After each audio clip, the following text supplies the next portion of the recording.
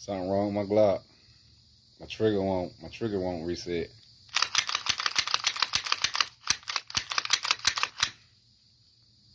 It will not reset. I don't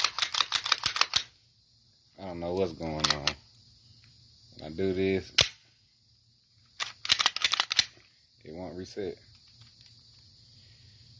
That's what I.